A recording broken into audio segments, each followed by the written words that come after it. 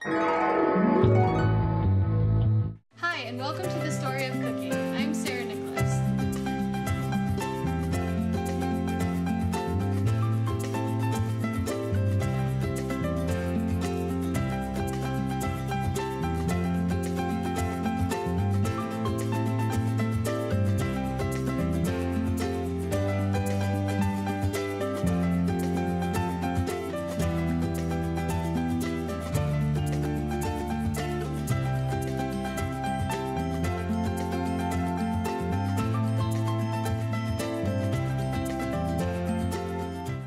Hi, and welcome to the Story of Cooking. I'm Sarah Nicholas. This show explores people and their unique story of cooking. It will be a historical journey as well as a culinary experience. Each week we're going to look at a different group of people and their unique story of cooking. You don't have to be a 4-star chef, but you can have a love for cooking and an interest in history and create these meals in your own home.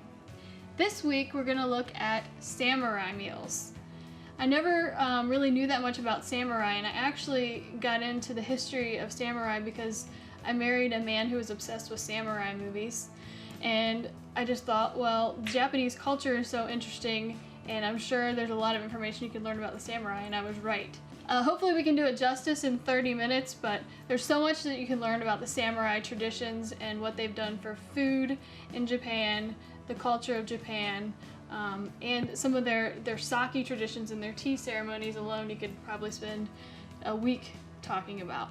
The first dish we're going to make is a Chinese yam soup that would have been really popular in the samurai culture. We do not, unfortunately, have a Chinese yam to use, but we're going to substitute it with a potato.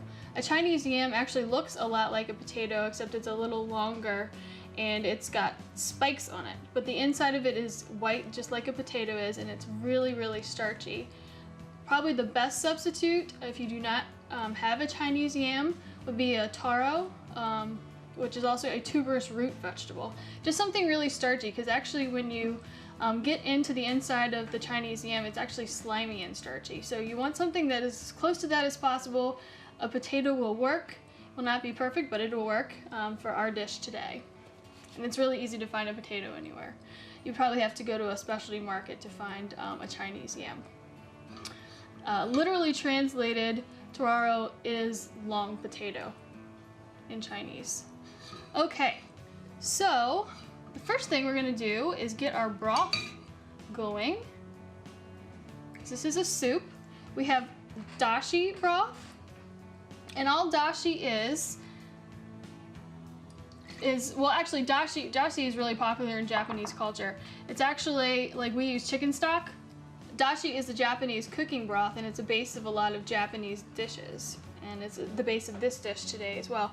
Dashi is actually made out of kelp that has been brought almost to a boil with water and then strained, and that's your dashi broth. And we'll actually work with that kelp in the next dish. That kelp is called kombu. Okay, so we added 1/3 cup of dashi, and to that we're going to add soy sauce and some mirin. We're going to let that heat. There's a lot of interesting history about samurai. In Japan, they were the warrior class.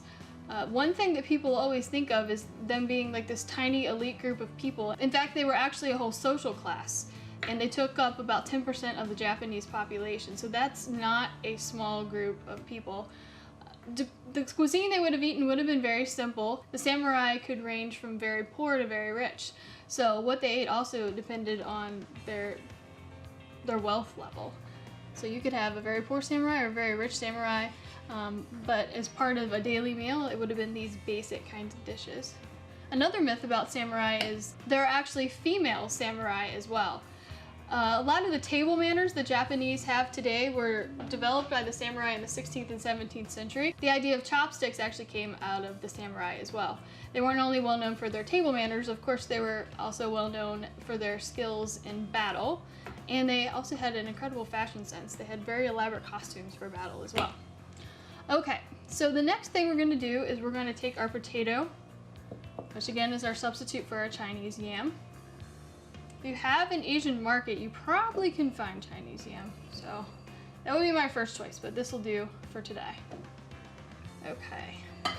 So once that's kind of heated, we're gonna remove it from the burner. We're gonna take our yam and we're gonna grate it.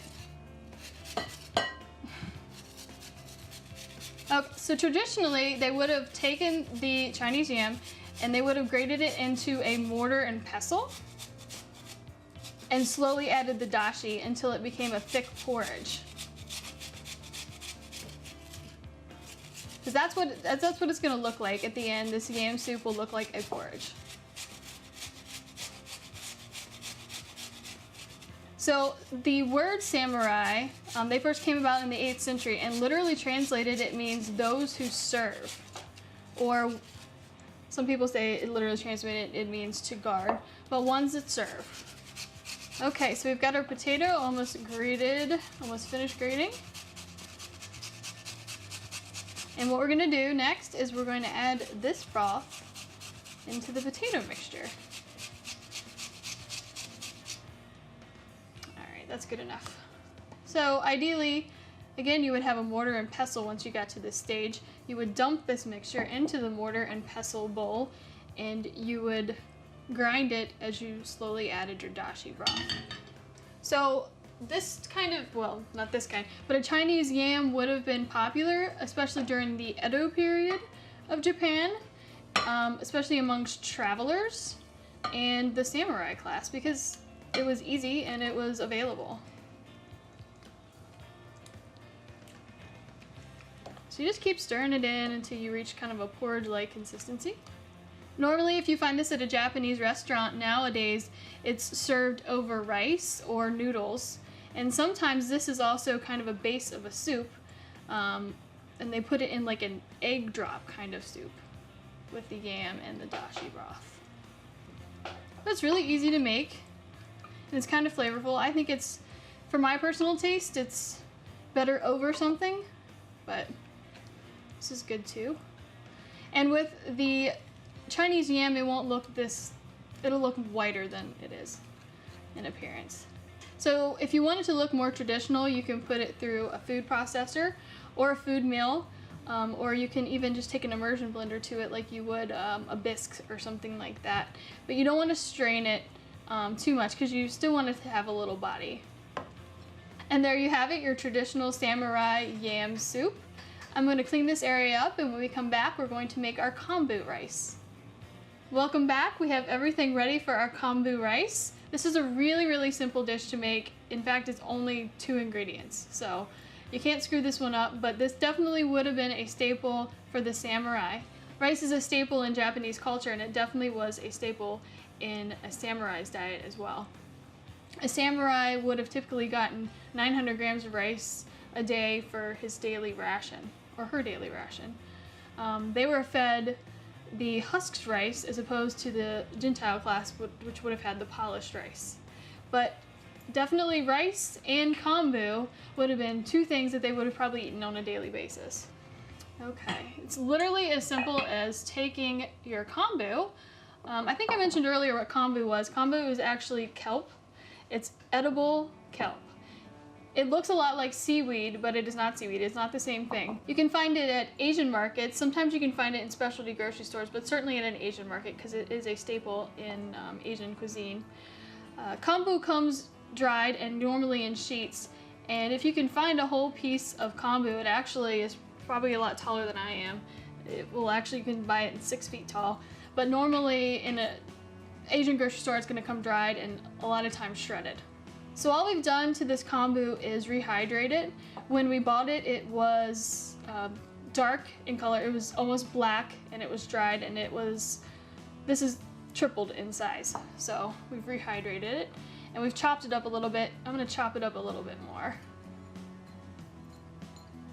But this is what it looks like once it's got a little life back into it. And it smells very, very fishy, obviously, because it is kelp. Okay.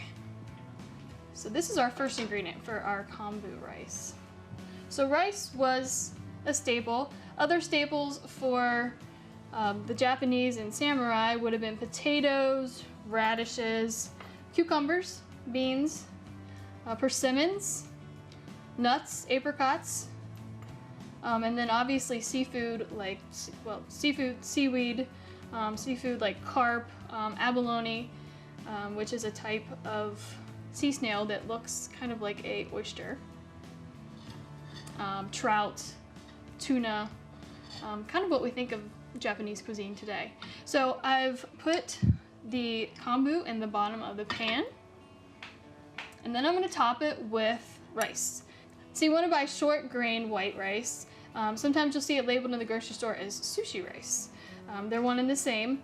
They have a lot of starch in them. I've actually washed these, soaked them and strained them, but they still have a lot of starch, and that's what you want. So you're going to put that over your kombu in your pot, distribute it around so it covers the kombu. And then you are going to top all of this with enough water to cover the rice. Don't need a lot of water, but enough water to cover the rice. And that's it. You put the top on the pot, and you put it on heat and let it simmer for about 40 minutes, and the rice should be cooked at that point, and it should be infused with that kombu broth. Kombu is great because it's also really high in nutrients and minerals, so it's a good staple in a samurai diet because they would have a very demanding job and they would need those nutrients to be samurai. Kombu grows at the bottom of the ocean, and it can get up to 12 feet tall, and it grows very densely. It's called sea palm as well as kombu. Divers, in fact, get lost in it because it grows so densely in the ocean. So I guess it's also a dangerous plant as well as a healthy plant. Hopefully you encounter it as the healthy version of kombu. So kombu was used as a facilitator for cooking. It was found in a lot of different types of dishes, not just a rice dish. Other ingredients that would facilitate cooking would have included soy, rice vinegar, and salt, of course, for preservation because they would be taking their food with them. So salt would be very important as well. I'm gonna let this go for 40 minutes, and when we come back, we will make sake cocktails. Hi, welcome back, and we have everything ready for our sake cocktail. But before we get into that, I'm going to talk a little bit more about samurai. As I said earlier, samurai were a warrior class of people. They encompassed 10% of the population, so they weren't a small group. They were an elite group, obviously, in their skills in battle, very, very highly skilled warriors. They were also really highly educated, and most of them were very literate. And again, they could have ranged from upper class to very, very poor. They followed a code called the Bushido, and Bushido means the way of the warrior. It's synonymous with chivalry. So they followed the Bushido code very strictly. They were always ready for battle. They were even ready to take their own lives if they proved dishonorable on the battlefield. The idea that we have of ninjas actually came from samurai. They were not an actual separate group. Ninjas actually were samurai, dressed in more stealthy black garb if they needed to do so for battle. Okay, this isn't a traditional sake cocktail that samurai would have enjoyed. They would have just drank the sake and that's it. So we're gonna make it a little fancy so you guys can enjoy it a little more at home, but plain sake by itself is also just as good. So what we have here are our ingredients. We have the shaker. We're gonna add some ice to the shaker.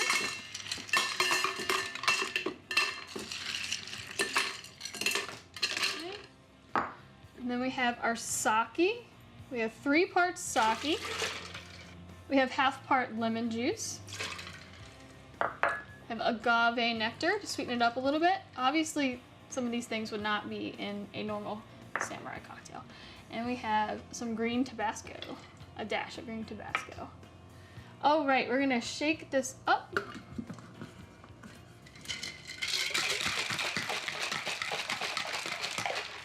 Okay, we're ready to go.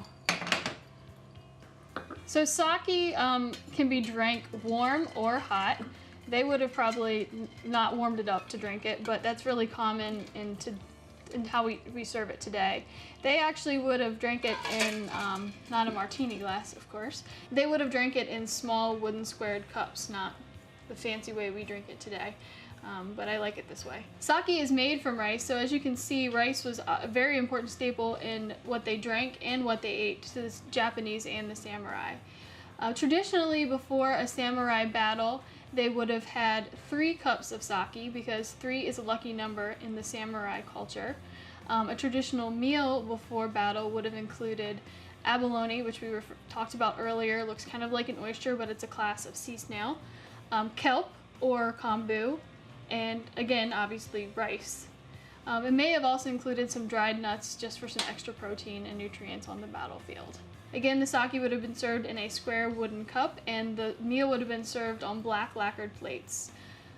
The after battle sake ceremony was also popular, and they would definitely enjoy some sake. In fact, it was actually impolite not to be inebriated from the sake after battle. So the last thing I'm going to do is I'm going to garnish our sake cocktail with a grapefruit and some mint.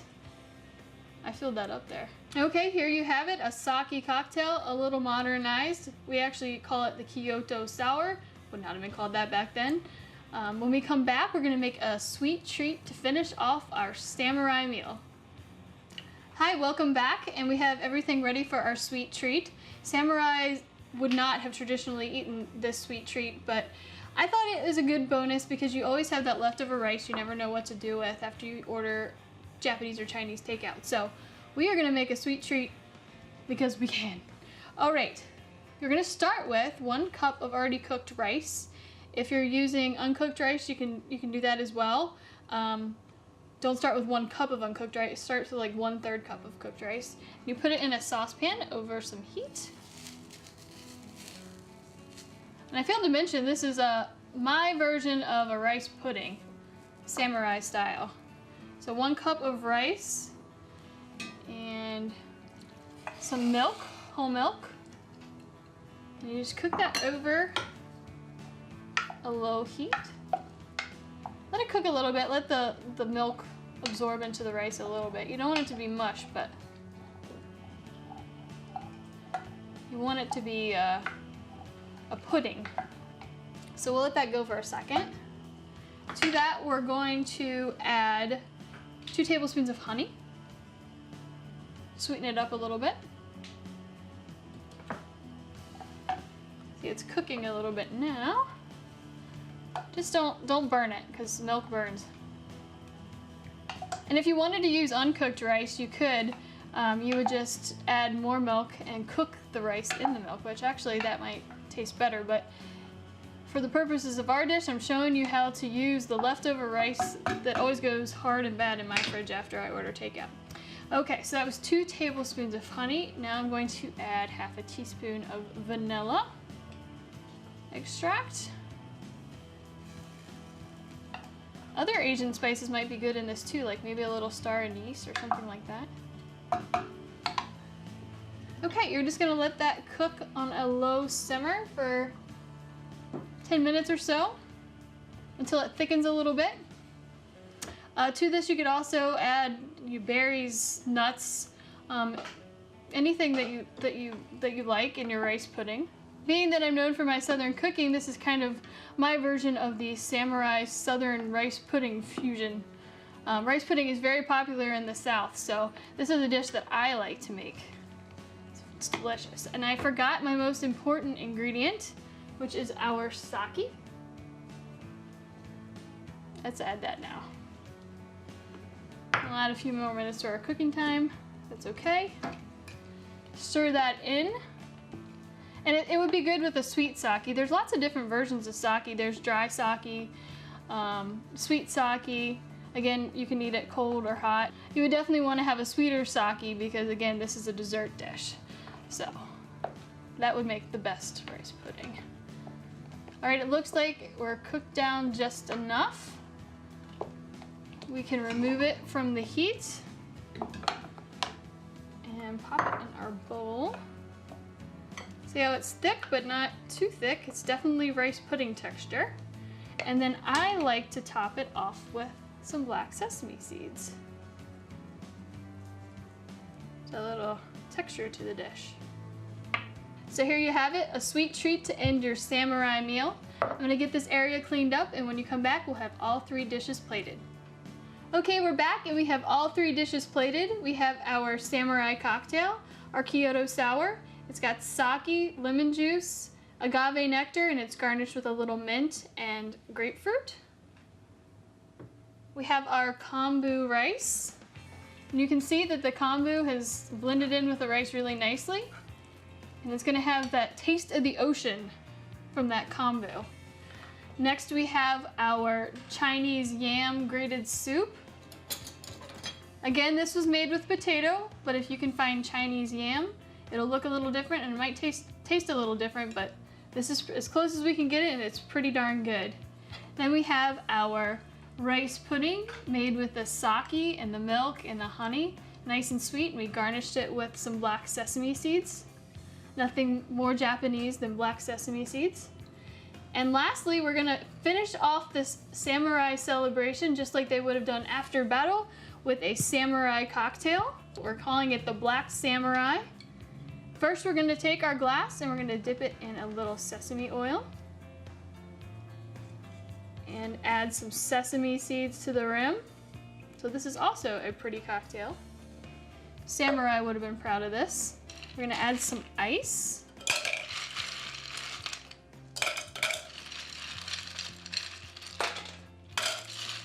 All right. Okay, I'm gonna top it off with obviously our sake.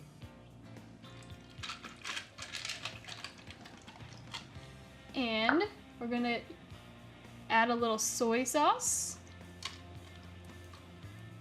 And lastly, some mirin, which is just sweetened sake to sweeten it up. And there you have it, folks, your Black Samurai cocktail, strong enough for any samurai. We have our kombu rice, our pudding, and our Chinese yam soup, and our sake cocktail. 2 sake cocktails, 1 big feast fit for a samurai. Thank you for joining me on this chapter of the story of cooking. I'm Sarah Nicholas. I'll see you next time.